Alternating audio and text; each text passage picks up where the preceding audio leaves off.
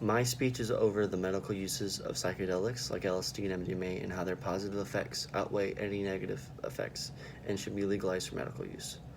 We know very little about the human mind, and even less about mental illnesses, but recent studies have gathered proof that psychedelics like LSD and MDMA are the most effective treatments for a majority of them.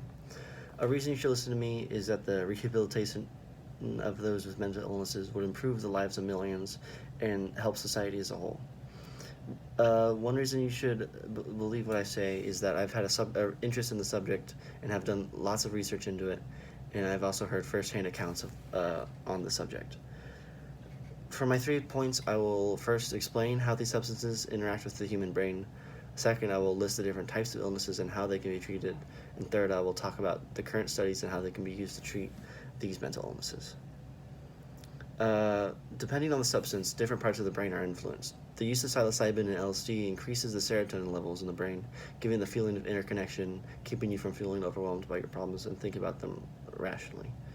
MDMA causes serotonin and endorphins and norepinephrine to be released to your neurotransmitters. This increased activity in the brain can lead to a shortage of these chemicals in large doses and lead to a decreased mental state. A good example of this would be being used at a party or a rave and feeling depressed for the next week or so. Now that I've explained how these affect the brain, I will talk about what illnesses they treat. The list of illnesses that can be treated is substantially long, so I'll focus on three main ones.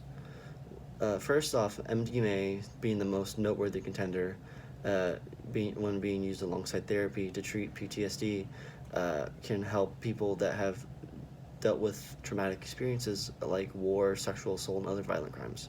It has also been used to treat autistic adults with social anxiety and people with anxiety from life-threatening illnesses such as cancer. LSD and psilocybin have been used to treat severe and moderate depression, as well as social anxiety and alcoholism. It has also been used outside of medical uses as a way to boost creative energy and ideas. Now that you understand their uses and how they affect the brain, I'll explain how they're being used to treat these ailments. Current studies on the effects of psychedelics show that they can be used to treat mentally ill individuals.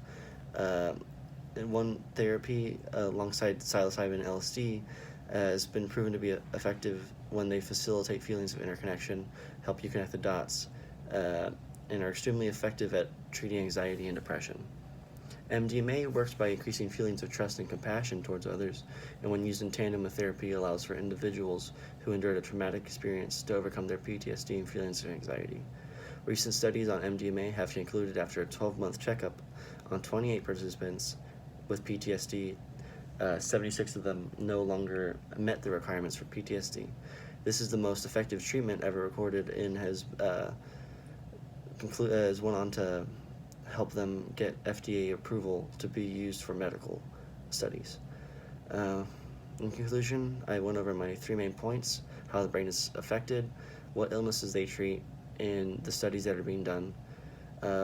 What my thesis was is the medical uses of psychedelics like LSD and MDMA, their positive effects far outweigh any negative effects and should be legalized for medical use. And in closure, if you hear any false information being spread about these potential cures, speak up and correct them. MDMA therapy is nearing the final test needed for FDA approval, and the vilification of these practices has gone on for many years.